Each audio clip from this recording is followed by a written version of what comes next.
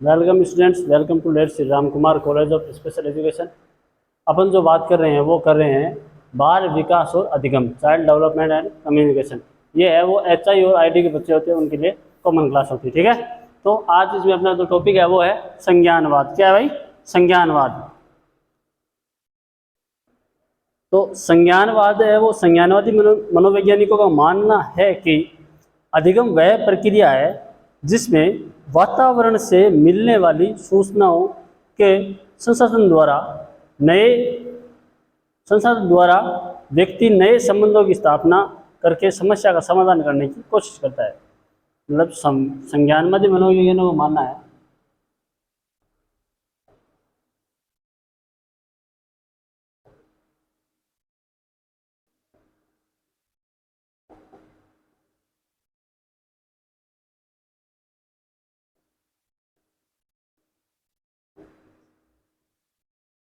संज्ञानवादी मनोवैज्ञानिकों का मानना है कि अधिगम वह प्रक्रिया है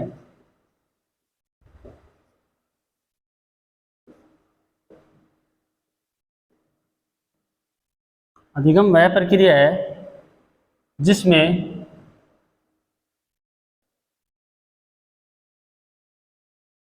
वातावरण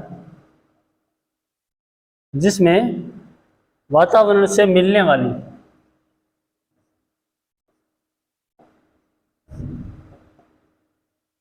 वातावरण से मिलने वाली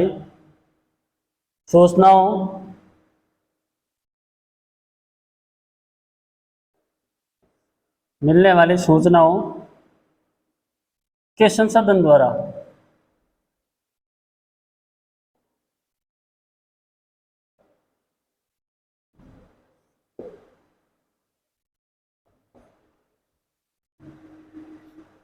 नए व्यक्ति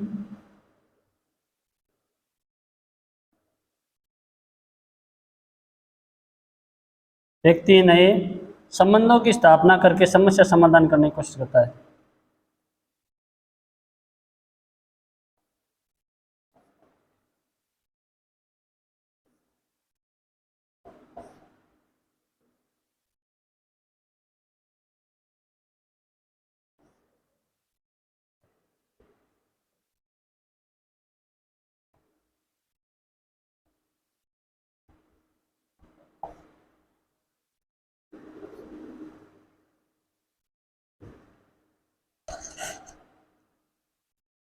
तो संज्ञानवादी मनोवैज्ञानिक है उनका क्या मानना है कि अधिगम वह प्रक्रिया है जिसमें वातावरण से मिलने वाली सूचनाओं के संसाधन द्वारा व्यक्ति नए संबंधों की स्थापना करके समस्या समाधान करने की कोशिश करता है।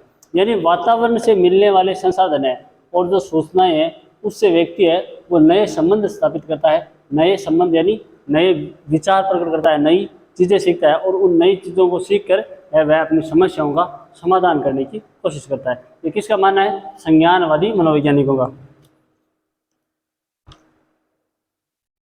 इसका मानना है कि कोई भी व्यक्ति तभी सीख सकता है जब उसमें सीखने के लिए पर्याप्त बौद्धिक क्षमता हो। संज्ञानवादी मनोवैज्ञानिकों का मानना है कि व्यक्ति है वह तभी सीख पाता है, कोई चीज़ को तभी सीख पाता है जब उसको वह चीज़ सीखने की बौद्धिक क्षमता हो, यानी उसकी सीखने की क्षमता होनी चाहिए उतनी, तभी व्यक्ति है वो सीख पाता है। यदि किसी व्यक्ति सीखने के लिए आवश्यक न्यूनतम बौद्धिक क्षमता ना हो तो वातावरण में परिवर्तन या पुनर्वरण एवं दंड के प्रयोग से ज़्यादा सीखने में सफल नहीं होता है। मतलब कोई भी व्यक्ति है उसकी अगर बौद्धिक क्षमता कम है, जो चीज़ सीखने के लिए जितनी बौद्धिक क्षमता चाहिए उतनी नहीं है, तो वह वातावरण में पुनर्वरण या दंड के द्वारा है वो कुछ नहीं सीख पाता है। ठीक है, व्यक्ति के सीखने की गति उसके मस्तिष्क द्वारा सूचनाओं के संसाधन की गति पर निर्भर करता है। व्यक्ति है उसको सीखने की जो गति है वो उसके मस्तिष्क द्वारा प्राप्त जो सूचनाएं हैं उसकी गति पर निर्भर करती है। मतलब मस्तिष्क में जो सूचनाएं बनती हैं उसकी गति है उसके आधार पर पता लगा जैसे व्यक्ति कितना सीख सकता है। ठीक है,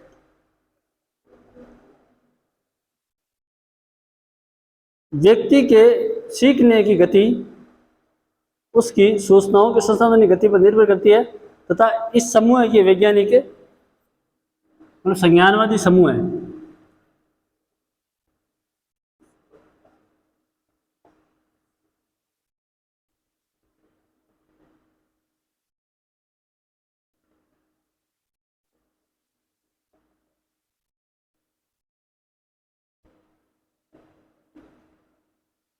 पियाजे,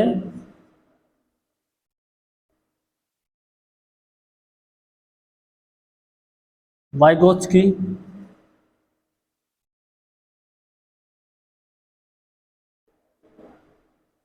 मिलर, टॉलमैन।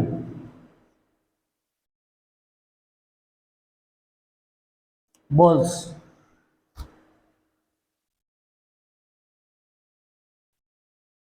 आदि।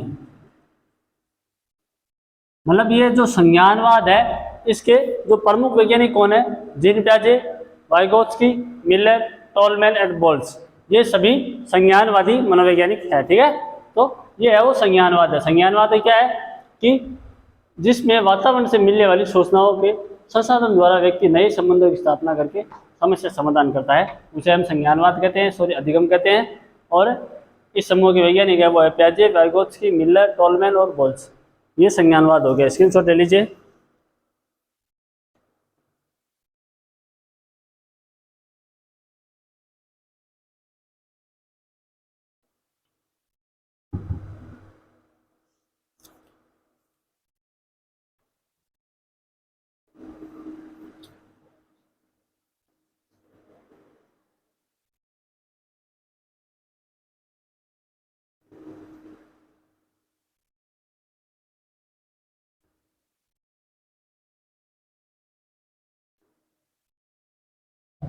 अगला है वो है संरचनावादी।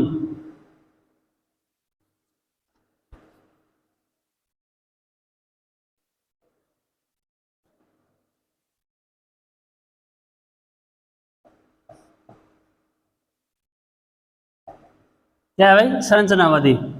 इनका मानना है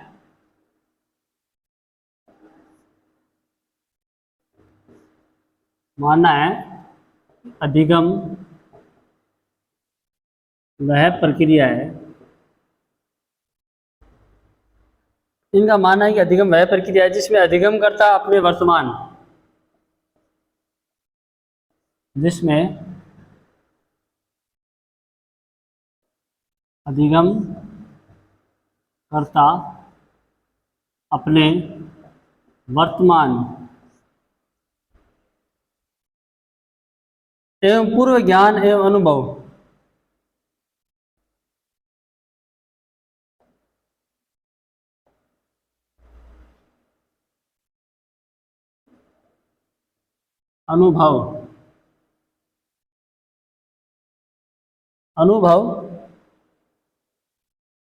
के आधार पर नए विचारों का निर्माण करता है।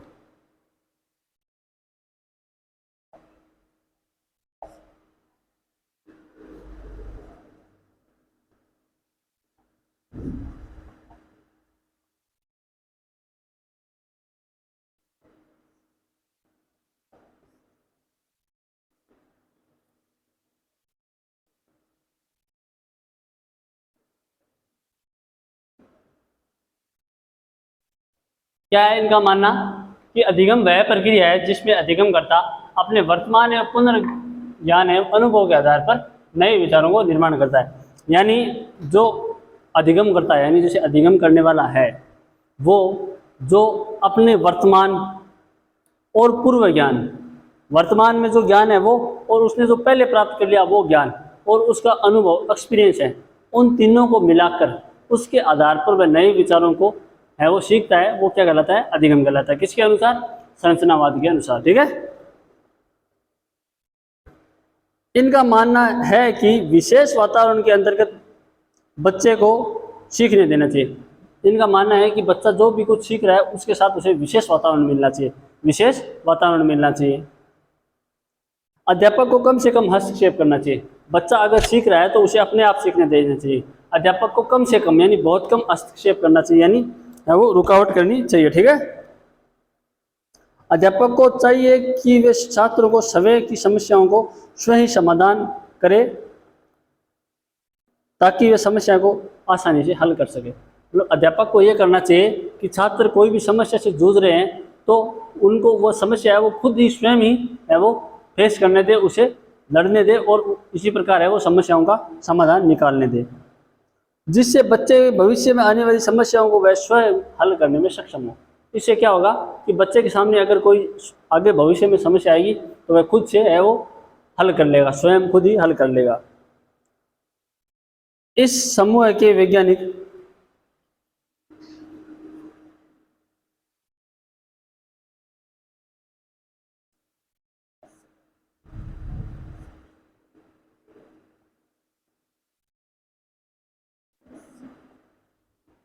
इस समूह के वैज्ञानिक है वो है कोलर,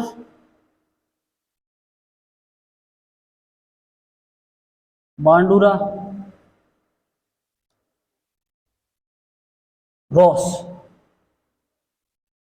आदि। संरचनावाद के कौन कौन से मुख्य मनोवैज्ञानिक है? कोलर, बांडुरा और रॉस।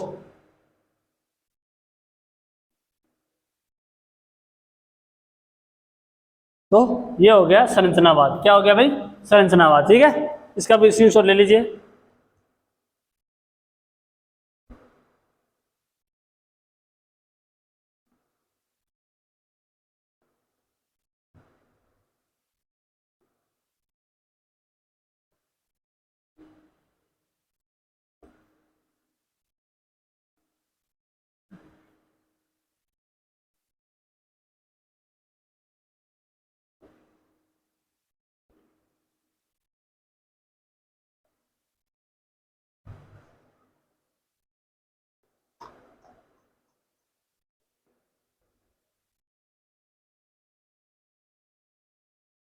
अब अगला है वो है अधिगमकर्ता की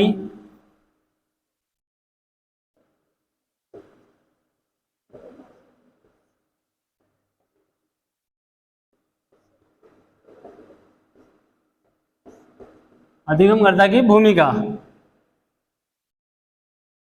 पहला,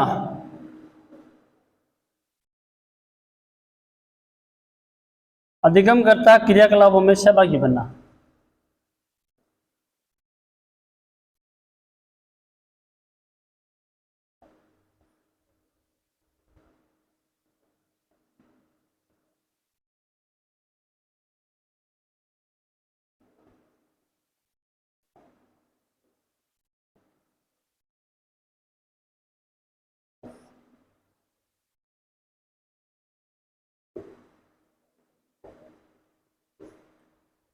दूसरा, अधिगमकर्ता मूल्यांकन की विविध गतिविधियों में शामिल होना।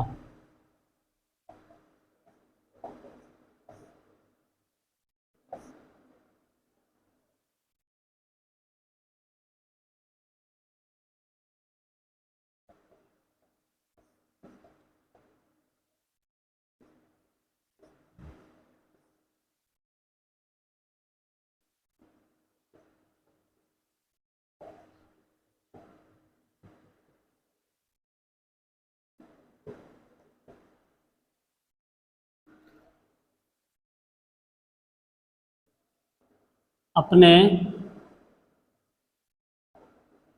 अधिगम का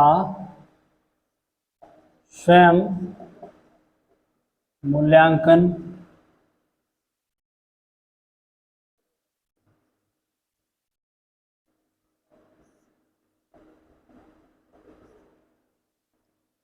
मूल्यांकन करना।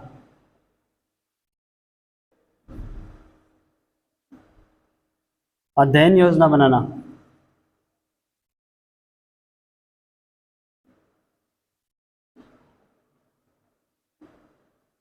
अध्ययन योजना बनाना। नंबर 5, अपने दिनचर्या के लिए समय सारणी बनाना।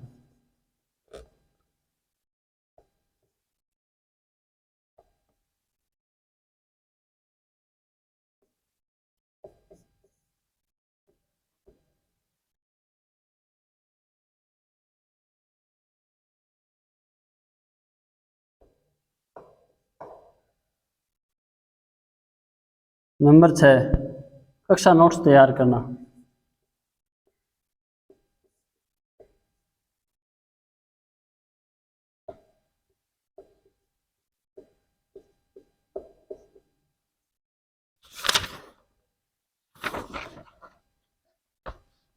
अगला है वो है नंबर 7, कक्षा कार्य, कक्षा कार्य, गृह कार्य।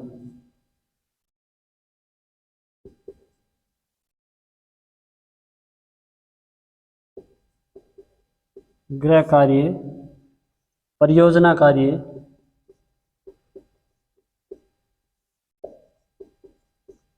परियोजना कार्य, अन्य प्रदत्त कार्यों को ससमय पूर्ण करना।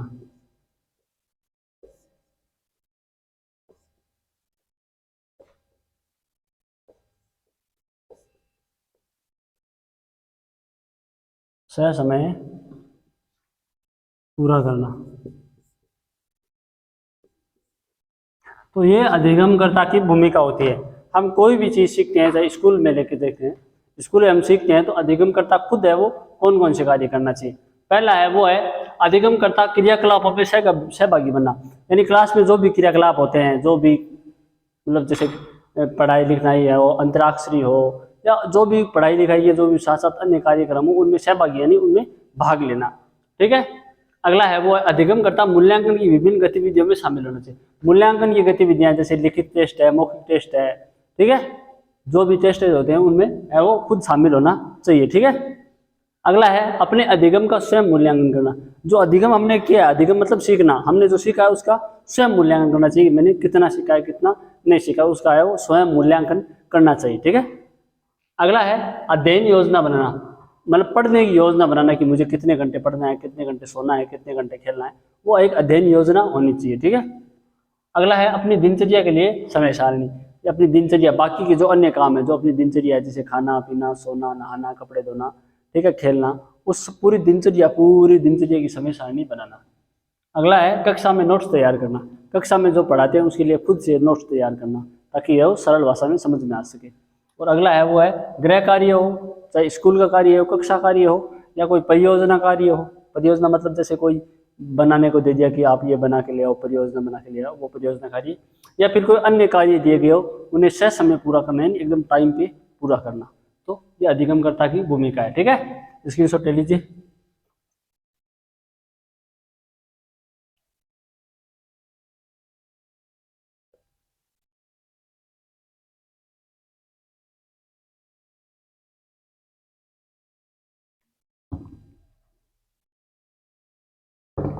ले लिया।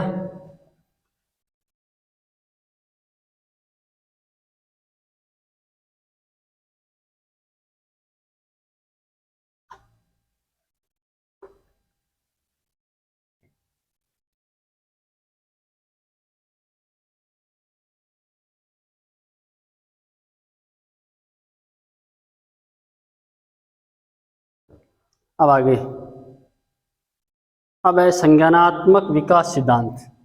अगला जो अपना टॉपिक है वो है संज्ञानात्मक विकास सिद्धांत।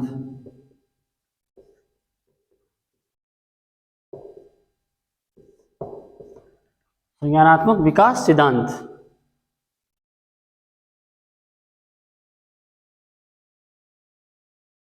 प्रतिपादक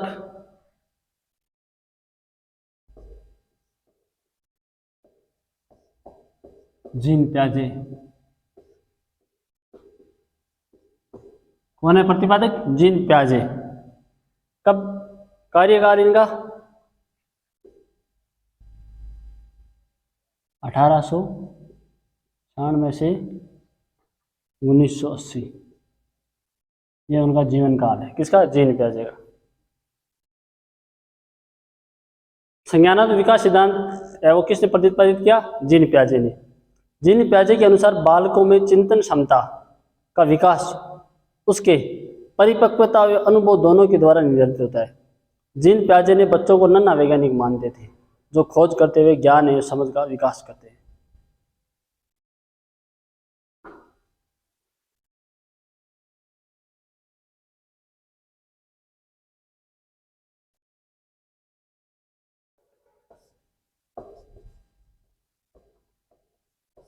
जीन प्याजे के अनुसार बालकों में चिंतन क्षमता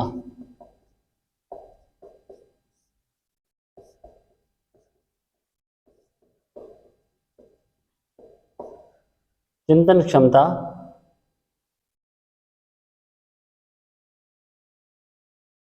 का विकास, चिंतन क्षमता का विकास, उसके परिपक्वता,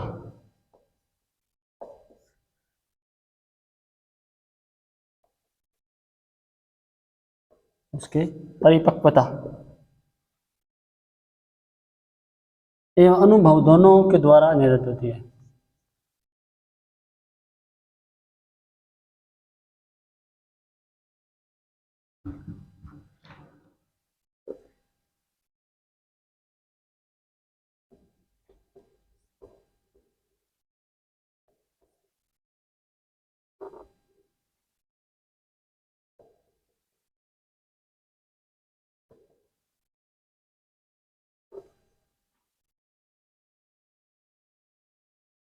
जीन प्याजे ने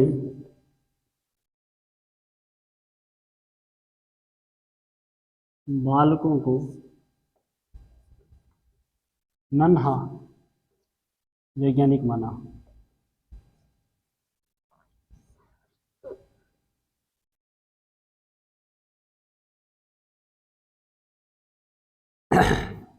तो ये है वो संज्ञानात्मक विकास सिद्धांत।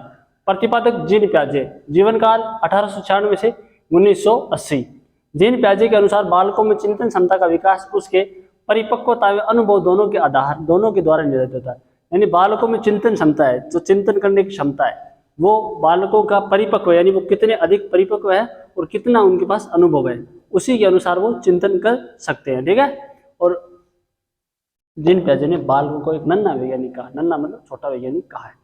तो ये है वो संज्ञानात्मक विकास सिद्धांत का कुछ है वो परिचय है। थोड़ा स्क्रीनशॉट लीजिए इसका, फिर आगे बात करते हैं।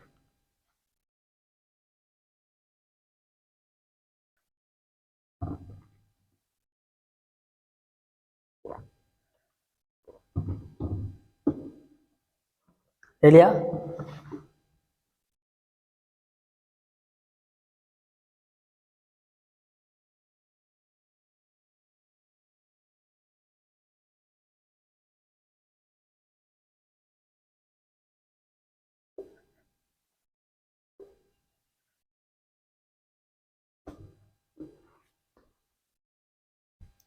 अब है संज्ञानात्मक विकास सिद्धांत के प्रमुख संप्रदाय।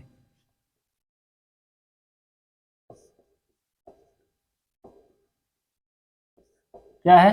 प्रमुख संप्रदाय। पहला है अनुकूलन,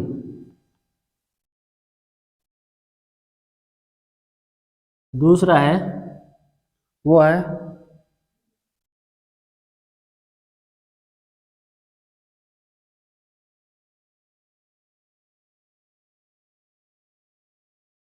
अनुकूलन। ठीक है, अनुकूलन पे बात करते हैं। वातावरण के साथ समायोजन करने के जन्मजात प्रवृत्ति को अनुकूलन कहते हैं, जिसमें दो प्रकार की प्रक्रियाएं सम्मानित होती है।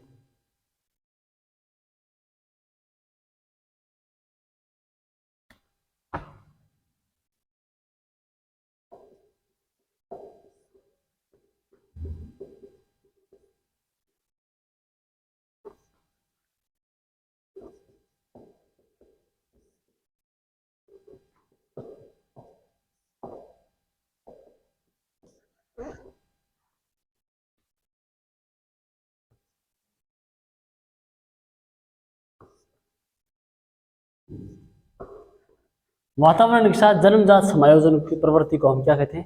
अनुकूलन।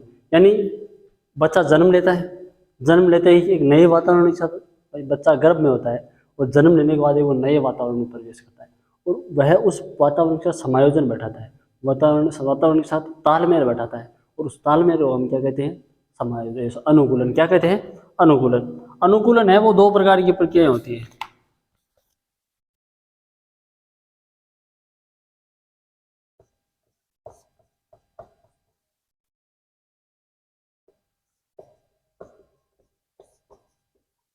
दो प्रक्रियाएं होती है। पहली वो होती है आत्मसात्करण,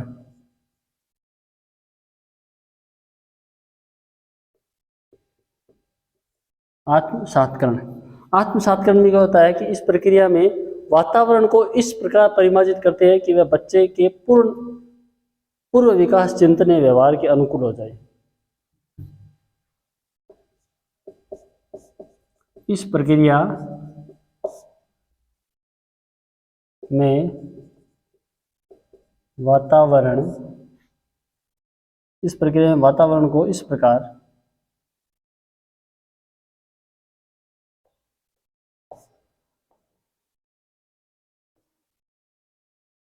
प्रकार परिमार्जित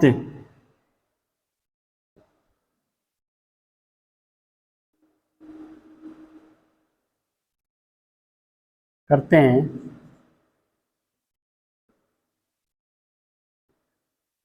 कि वह बच्चे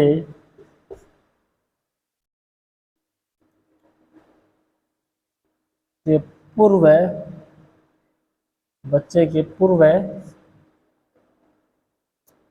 विकसित चिंतन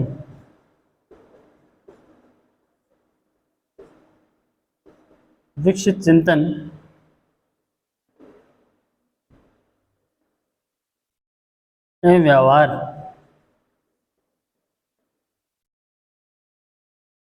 व्यवहार के अनुकूल हो जाए।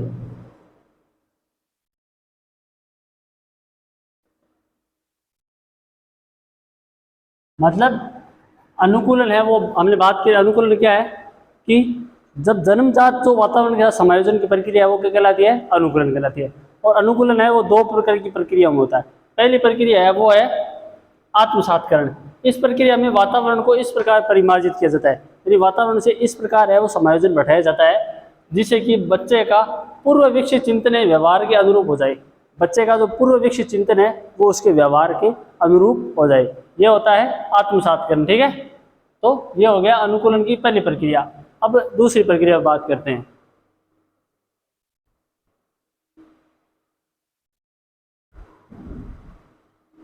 आप इसका स्क्रीनशॉट ले लीजिए, फिर दूसरी प्रक्रिया पर बात करते हैं। थोड़ी जगह नहीं है, आप स्क्रीनशॉट ले लीजिए, फिर दूसरी प्रक्रिया पर बात करते हैं।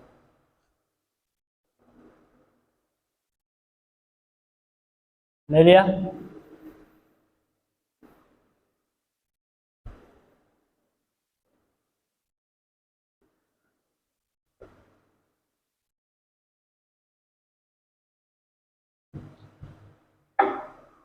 अब है वो दूसरी प्रक्रिया है, वो है समंजन।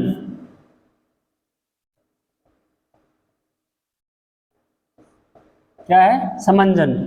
समंजन क्या होता है कि इस प्रक्रिया में व्यक्ति वातावरण के अनुसार अपने संज्ञानात्मक संरचना में परिमार्जन करता है। इसमें वातावरण में कोई परिवर्तन नहीं किया जाता है, बल्कि बच्चा अपने पूर्व ज्ञान और अनुभव में परिवर्तन करता है। क्या है भाई इस प्रक्रिया में?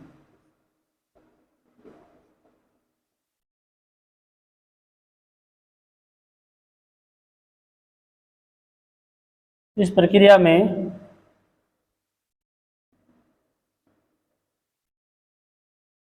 व्यक्ति वातावरण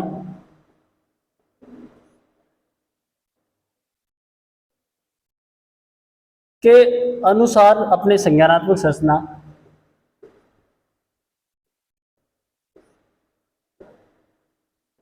अपनी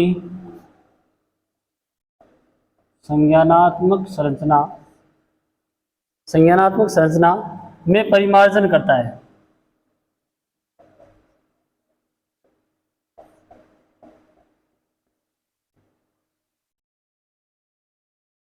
इसमें वातावरण में कोई परिवर्तन नहीं होता है।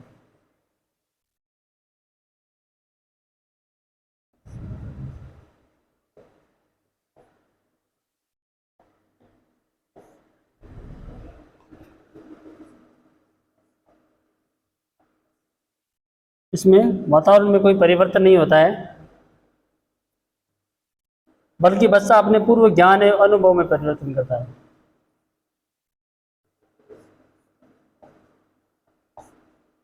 बच्चा अपने पूर्व ज्ञान एवं अनुभव में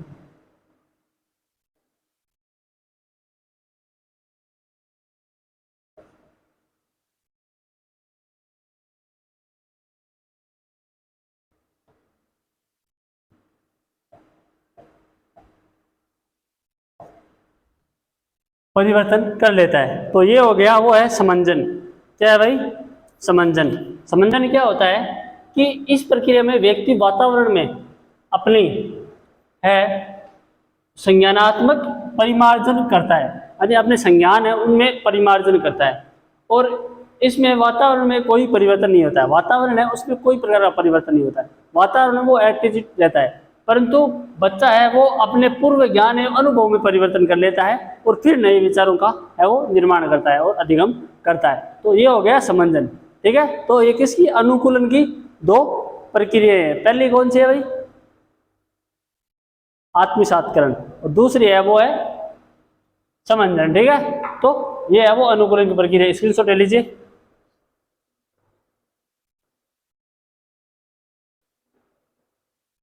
तो ये संज्ञानात्मक विकास सिद्धांत के पहला जो संप्रत्यय है वो है अनुकूलन। अनुकूलन है वो दो प्रकार से होता है, पहला आत्मसात्करण और दूसरा है समंजन। अनुकूलन किसे कहते हैं कि जो बच्चे के साथ जन्मजात वातावरण के साथ समायोजन करने की है वो प्रवृत्ति पाई जाती है, हम उसे अनुकूलन कहते हैं। ठीक है, तो ये हो गया अनुकूलन। आज के लिए इतना ही, बाकी बात करेंगे अपन कल। धन्यवाद।